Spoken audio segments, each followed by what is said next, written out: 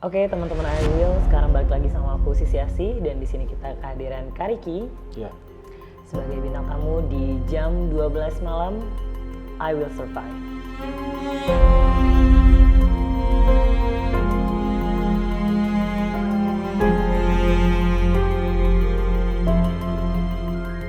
Nah, sekarang kita ngobrol-ngobrol dulu nih Kariki. Teman-teman I Will tuh pasti pengen tahu nih Kariki itu sebenarnya siapa sih? Sebenarnya saya cuma manusia biasa. Sama Cuma dong kita. cuma mungkin punya hobi yang agak beda aja. Agak ekstrim ya seperti yang di sini ya. Ekstrim sih enggak ya. Kalau menurut saya enggak. Iya. Tapi mungkin cuma beda aja. Beda sama orang hobi-hobi lain. orang biasanya kan orang Iya, motoran, betul, masak-masak gitu ya. betul. Tapi ini lebih ke dunia mistis nih ya. Betul ya. Bukan berarti saya indigo atau saya seorang orang punya yang indra keenam. Iya, enggak berarti gitu. Saya cuma suka dunia horor. Kayak penelusuran gitu ke tempat-tempat yang menurut warga angker gitu, masyarakat angker, terus saya datang. Saya paling suka mencoba membuktikan mitos itu benar atau enggak gitu. Jadi jiwa keingintahuannya sangat tinggi ya Iya, tentang betul. horor-horor dan mistis-mistis ini. Ya? Betul. Terus itu sejak kapan tuh Kariki punya interest ke sana? Sebenarnya itu nggak berlangsung dari saya kecil terus saya dewasa dari kecil pengen begitu, enggak. Interest saya tuh ketika banyak orang yang kayak teman-teman saya tuh cerita dia pernah ngeliat ini, dia pernah ngeliat itu gitu. Pernah ngalamin ini, pernah ngalamin itu, bahkan kayak kesurupan segala macam gitu. Saya sebagai manusia biasa yang belum pernah ngalamin hal itu, jadi pengen ngalamin hal itu. Oh, penasaran ya. Dan biasanya kan lumrahnya adalah teman-teman itu merasakannya tidak sengaja, kayak misal lagi jalan kemana terus dia ngeliat ini, atau dia nggak sengaja bengong terus kesurupan gitu. Saya yang sengaja gitu. Sengaja untuk bengong dan pengennya kerasukan tuh rasanya seperti apa gitu. Ya, that's right ya gitu. Iya. Kan ada yang istilahnya trance atau segala macam. Saya pengen ngerasain yang kayak gitu. Itu gimana sih rasanya gitu. Ilmu psikolog sama ilmu spiritual itu apakah emang saling Berkaitan atau tidak? betul. Malah jadi saya mikirnya yang tadinya saya skeptis sekarang berusaha skeptis itu susah karena banyak hal yang udah saya alamin di dunia horor gitu. Oke. Banyak banget.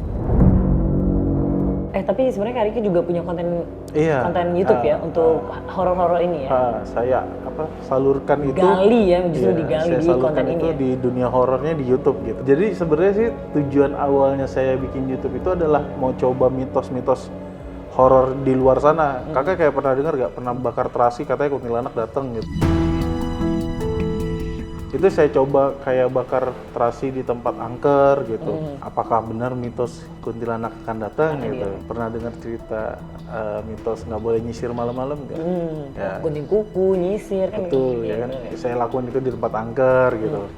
Saya cuma pengen tahu apakah mitos itu benar-benar terjadi atau tidak gitu. Ternyata Ada yang berhasil, ada yang tidak. oh, yang berhasil itu apa? Yang berhasil itu adalah dupa. Dan ternyata saya juga baru tahu dupa itu nggak satu jenis gitu. Jadi Banyak. jadi ada dupa yang digunakan untuk keagamaan, ada yang digunakan untuk sesuatu Manggil. ya gitu yang ternyata bau-baunya tuh beda gitu. Oke. Jadi saya sengaja waktu itu dikasih dan diberikan dupa itu katanya untuk manggil sesuatu gitu. Dan gua nggak tahu itu emang benar terjadi karena si dupa itu, karena wangi-wangian itu, atau emang itu adalah momen terbaik gua gitu untuk ketemu mereka. Itu apa tuh yang muncul di saat Kariki bawa dupa-dupa itu? Gua nggak berani bilang ini kuntilanak, tapi mirip. Karena persepsi manusia bilang kuntilanak itu karena dari omongan kan. Iya. Oh itu Sama kuntilanak. film-film kan? Iya, that's right gitu kan. Gua nggak berani bilang, tapi itu kayak kuntilanak ya, kayak perempuan. Dia gunakan gaun putihnya gitu dan rambutnya yang berantakan gitu. Yang Wajahnya gimana? wajahnya nggak jelas karena emang sosoknya tuh jauh. Oh, oke. Dan transparan gitu. Iya. Jadi gue nggak berani bilang itu kuntilanak tapi mirip kuntilanak, Iya. nggak berani bilang karena dupa, tapi momennya pas lagi sama dupa itu. Oke. Karena gue nyalain dupa itu nggak sekali dua kali, di tempat-tempat lain juga gue nyalain gitu. Ya, ikutin. Tapi yang saat itu doang berhasil gitu. Kalau di rumah beberapa kali saya dengar suara tertawa anak kecil gitu. Tapi di rumah nggak ada anak kecil sebenarnya. Kebetulan saya belum punya anak kecil dan belum berkeluarga dan tidak ada anak kecil di rumah. Justru sebenarnya kejadian horor yang terjadi di diri saya itu di luar konten. Jadi pas lagi di kontenin malah nggak dapet momennya ya? Betul. Dampaknya tuh bisa sampai ke keluarga. Iya, sampai ke keluarga, sampai ke teman gitu. Apa tuh dampaknya ke keluarga? Salah satu contohnya ke keluarga. Dulu saya ini keturunan Chinese. Kebetulan saya doang yang mualaf di rumah. Dan ibu saya itu masih Kristenis, Chinese juga. Adik-adik saya juga Chinese. Hidup dengan harmonis lah. Iya. Sejak saya konten horor nih, di rumah saya tidak harmonis. Contohnya kayak bukan tidak harmonis antar keluarga manusianya enggak, tapi mulai sesuatu ada yang aneh, mengganggu, aneh dari kulkas yang bisa kebuka ketutup sendiri. Nggak suka nih gue. Kulkas. Jadi kalau kulkas itu kan ada magnetnya. Betul. Kan dia langsung nempel kan kalau deket kan. Selalu terjadi di jam 2 dari jam 3 pagi. Gangguan-gangguan kayak gitu. Kamar mandi saya jadi angker gitu. Beberapa kali saya udah ganti pintu kamar mandi itu sudah ganti 4 kali karena jebol sendiri. Dan dengan alasan yang nggak tahu apa. Padahal udah ganti terus 4 kali. Dan itunya udah patah. Misalnya tuh patah itu. Jadi aneh banget gitu. Iya. Beberapa kali adik saya digangguin di kamar mandi dan saya juga digangguin di kamar mandi ketika lagi mandi terus ada yang gedor. Ternyata rumah tuh lagi kosong gitu. Selalu seperti itu.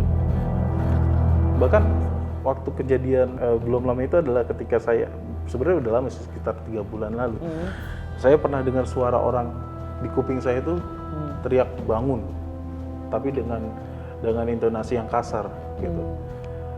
Dan gak familiar itu suara siapa? Bukan, iya. Jadi itu bukan suara ibu saya, bukan suara adik saya, dan itu teriak bangun. Dan yang dengar itu bukan saya doang, tapi adik saya juga. Jadi adik saya bangun, saya juga bangun, keluar siapa yang teriak gitu. Dan asalnya itu adalah dari samping kuping kita masing-masing. Kayak di waktu yang sama gitu? Di waktu yang sama gitu. Di rumahku tuh yang tinggal ibuku sama adikku yang paling kecil. Itu ada 2 lagi adikku perempuan di luar rumah itu, udah punya rumah sendiri. Ketika dia main ke rumah tuh suka ngelihat ibu saya ada 2. Jadi gini. Ketika adik saya main ke rumah gitu, terus dia nginep di rumah, bangun pagi-pagi, dia ngelihat ibu saya lagi duduk di meja makan gitu. Sempat tegur sapa kayak misalnya mau masak apa hari ini gitu. Ibu saya nggak jawab. Ini cerita dari adik saya ya, mau masak apa, ibu saya nggak jawab. Akhirnya mungkin karena adik saya juga mikirnya ibu saya lagi bad mood atau gimana, dia keluar ke rumah, keluar pagar. Ibu saya baru masuk dari beli sayur, jadi papasan. Dan adik saya nanya ke ibu saya, kamu mama dari mana? Dari pasar beli sayur gitu. Terus siapa yang di dalam? Pas dicek ke dalam tinggal piringnya doang.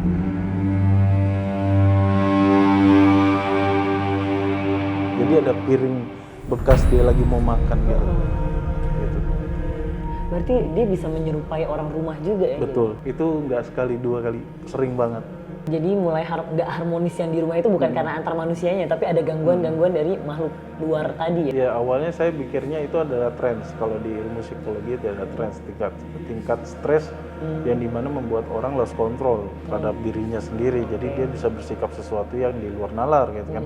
Tapi ada satu ketika ini di luar nalar saya. Jadi lagi-lagi di luar nalar. Jadi saya pernah penelusuran di daerah. Saya nggak bisa nyebutin daerahnya karena emang dirahasiakan. Pokoknya itu adalah sanggar tari sinden, yang dimana ada sanggar sindennya, ada pelatarannya, ada latihan buat sindennya yang sudah terbengkalai lama banget. Sejak terbengkalainya tempat itu, banyak warga yang bilang kalau tempat pemandian sinden itu adalah tempat yang disakralkan atau dikeramatkan. Karena banyak banget sinden-sinden yang mandi di situ untuk membuat auranya semakin lebih baik. Saya masuk ke dalam situ, saya lihat pemandiannya, saya melihat tempat orang-orang pada naruh sajen segala macam. Ini adalah kebodohan saya yang dimana itu adalah kesoktahuan saya terhadap sesuatu yang belum saya ketahui, yaitu kemusyrikan gitu kan. Saya anggap itu musyrik karena memang itu menurut saya musyrik gitu. Jadi saya rapikan tempat-tempat itu, sajennya saya buang-buangin gitu. Dengan kebodohan itu adalah yang terjadi. Gue di situ, gue ngerasa gue nggak tahu kenapa tiba-tiba badan gue berat, demam, terus bawaannya pengen muntah gitu. Ya sudahlah, gue tidak bisa melanjutkan explore gue di situ dan gue pulang. Saya sampai rumah itu sekitar jam 2 pagi. Jadi ketika saya masuk rumah, ibu saya keluar nemuin saya dengan kalimat begini, kamu dari mana? Dari luar, baru selesai ngonten gitu. Kalimat kedua yang bikin saya merinding, tadi mama lihat kamu lagi tidur di kamar. Itu kejadian pertama. Lalu saya nggak mau bikin ibu saya kepikiran atau takut atau gimana gitu. Saya bilang, enggak, itu mungkin bayangan aja, karena kan kamar saya selalu gelap. Saya masih berpikir itu baik-baik aja. Menjelang itu saya mandi, lalu keluar lagi balik ke kamar, tiba-tiba saya dengar suara perempuan sedang sinden di rumah saya. Benar-benar perempuan orang lagi sinden. Kamar saya tidak ada, suaranya masih ada. Saya cari itu suara masih ada. Di ruang tamu tidak ada, di teras tidak ada, di dapur tidak ada. Yang belum saya cek cuma satu, kamar ibu saya. Pas saya lihat kamar ibu saya lagi di depan cermin, duduk, dia melihat ke cermin terus nyinden. Yang notabene ibu saya adalah seorang Chinese yang tidak bisa bahasa Sunda atau Jawa, dan dia saat itu sinden dalam bahasa Jawa. Ini merinding lagi tuh. Itu di luar nalar saja. Jadi maksudnya kalaupun harus itu trans adalah ibu saya tidak bisa melakukan atau berbahasa Jawa atau Sunda gitu kan. Saya juga nyinden. Nah, karena saya baru mualaf saat itu dan saya tidak tahu surat-surat yang bagus untuk mengusir atau menyembuhkan kesurupan, saya telepon teman saya, telepon terus saya loudspeaker, tolong ini ibu saya kesurupan gitu ya, tolong gimana ini, saya harus gimana. Lalu di loudspeaker dia baca surat di situ. Saya lupa dia baca surat apa. Saya loudspeaker suara dia baca surat, tiba-tiba ibu saya itu kayak gitu.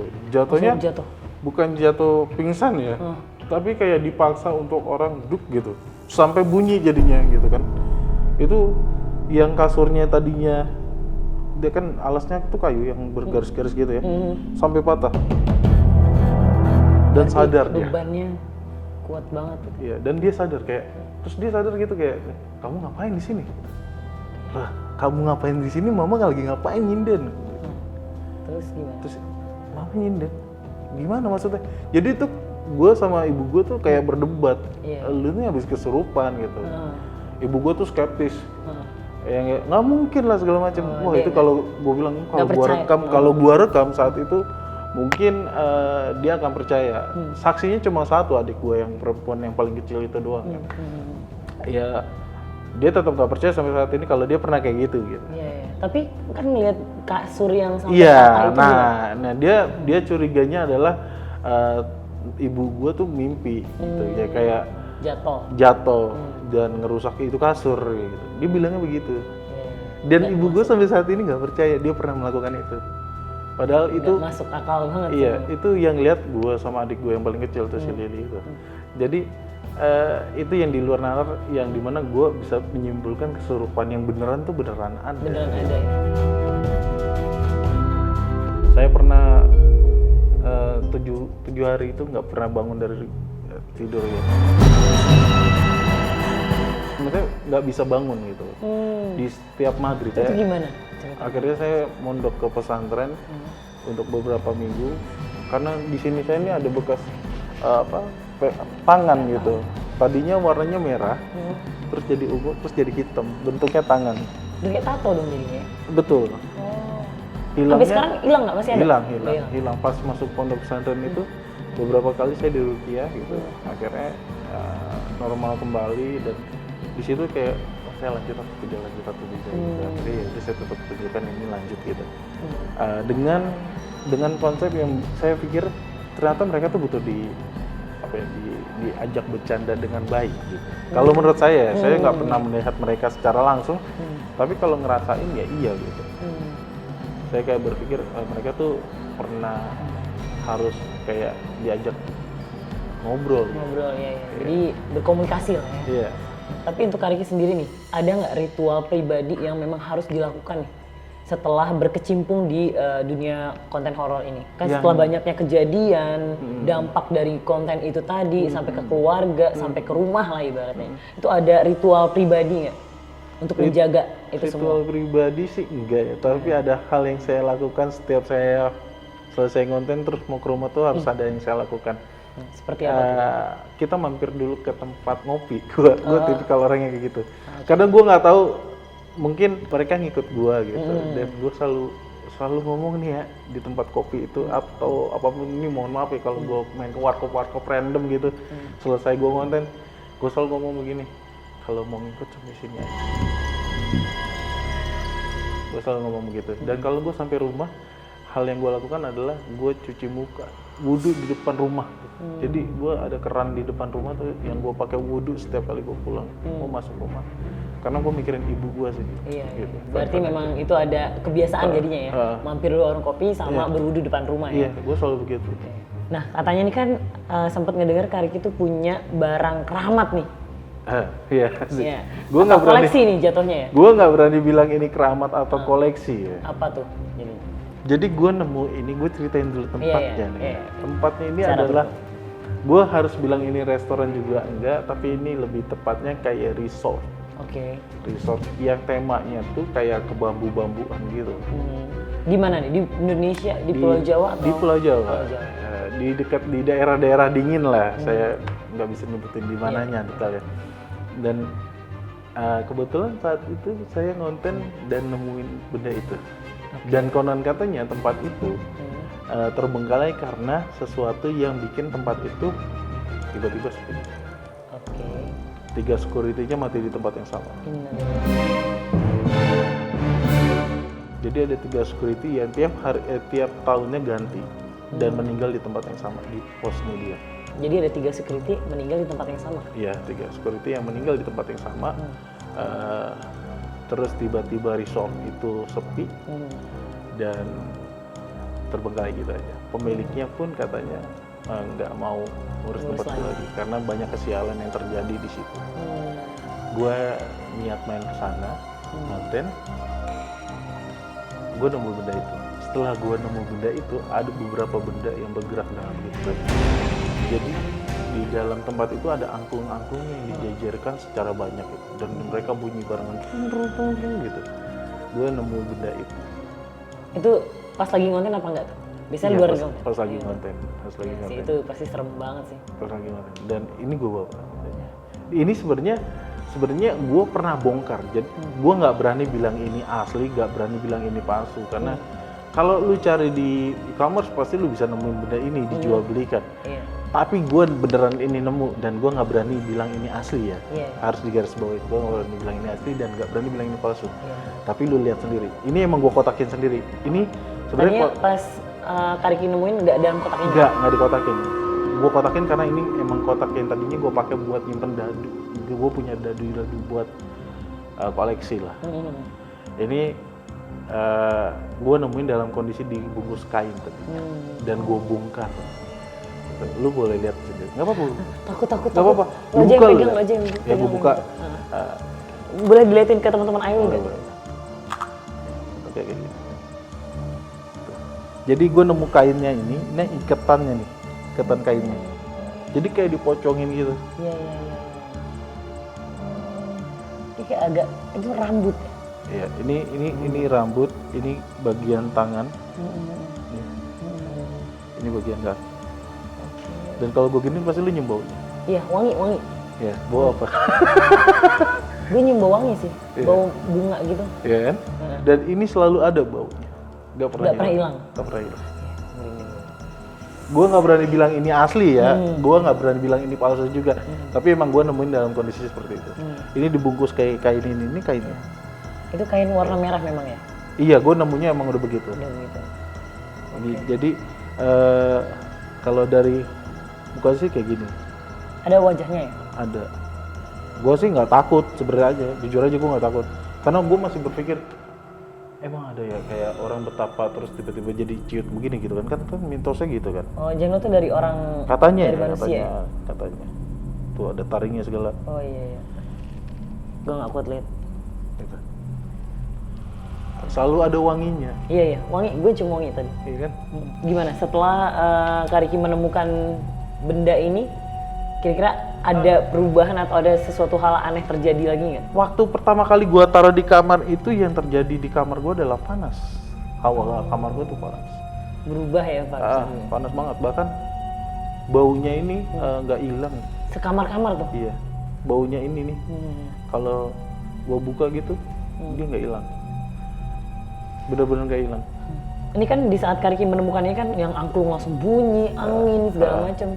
Itu kayak langsung merinding gila. Merinding seketika, gue langsung kayak cabut selesai aja udah, gue nggak mau aneh-aneh gitu. Nah tapi di saat lo ambil ini gue bawa pulang karena gue nggak pernah nemuin. Oke. Jadi gue jujur-jujuran aja, gue nggak pernah nemuin itu. Jadi gue pengen tahu, dan ini gue bongkar sebenarnya, kayak di next konten gue bedah ini. Gue badannya nggak bisa dipecahin dia. Gue nggak tahu itu bahan apa, terus tangannya bisa diangkat terus balik lagi gitu. Balik lagi. Iya, kakinya juga gue renggangin gitu, ntar dibalik lagi begitu. Gue nggak tahu ini dibuat dari apa, makanya gue bawa pulang. Gue penasaran banget. Sama jenglot yang ada di misalnya e-commerce itu, mirip nggak? Apa beda? Gue belum pernah beli, tapi gue gara-gara lu ngomong, gue pengen beli jadi ya, gue penasaran. Pengen bandingin. Iya, gue mau gitu. compare aja sih. Dan sebenarnya kegunaan dari jenglot ini sendiri tuh apa sih sebenarnya? Yang sampai gue dijual di baca, e-commerce? yang gue baca itu katanya ada yang fungsinya untuk mencederai orang lain. Kayak misalnya gue nggak suka sama lu, gue kirim ini ke rumah lu, ditanam gitu. Ada yang buat ngambil harta orang gitu. Ada yang buat memperkaya dirinya. Katanya jenglot juga harus diumpani dengan, maaf ya, mungkin di YouTube harus disensor itu dengan cairan merah itu. Jadi kita harus tumbali dia dengan itu, kasih makan dengan itu gitu. Yang dimana gue nggak pernah ngelakuin itu sih. Gitu. Jadi gue nggak mau nurutin. Kalau itu bener harus diturutin, ya gue nggak akan nurutin. Gue nggak mau nurutin maunya setan gitu kan. Banyak orang yang nyuruh gue bakar, tapi kayaknya sayang. Gue kalau gue bakar takutnya gue nggak nemu lagi kayak gitu. Ini kan accidentally meet lah jatuhnya ya. Momen dimana gue ya jarang aja gue nemu ini. Gitu. Jadi lebih baik kayaknya gue jaga aja di rumah biar gue punya kenang-kenangan. Iya, jatuhnya jadi bukan disalahartikan jadinya yang punya jenglot tuh buat apa kayak gitu, tapi memang di ketika processing konten ketemu barang beginian nih, yaudah jadi kenang-kenangan aja ya. Nah katanya juga ya, gue nggak tahu, setelah jenglot ini gue temuin di tempat itu, ada beberapa orang warga yang bilang katanya emang kayaknya tempat itu dibikin sial sama lawan main. Bisa Bangkut, jadi. Gitu. Jadi ini kiriman orang buat resort itu ya sebenarnya.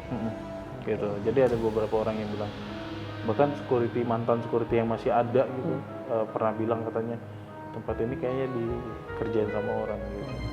Dan kebetulan gue nemu benda ini. Oke teman-teman, I will gila nih cerita kita dari tadi non-stop ya sama Kak Riki, dan tetap merinding-merinding disco nih ya dari tadi. Kak Riki, terima kasih atas waktunya, terima kasih atas ceritanya dan pengalaman berharganya. Sukses selalu. Sukses juga buat kakak. Semakin banyak konten-konten menariknya, horornya buat teman-teman ya. Amin. Luar biasa nih mualaf kita ya kan. Alhamdulillah. Semoga istiqomah. Ya, amin. Oke, sampai ketemu lagi Kak Riki. Aku Sisi Asi. Sampai ketemu lagi di jam 12 malam. I will survive.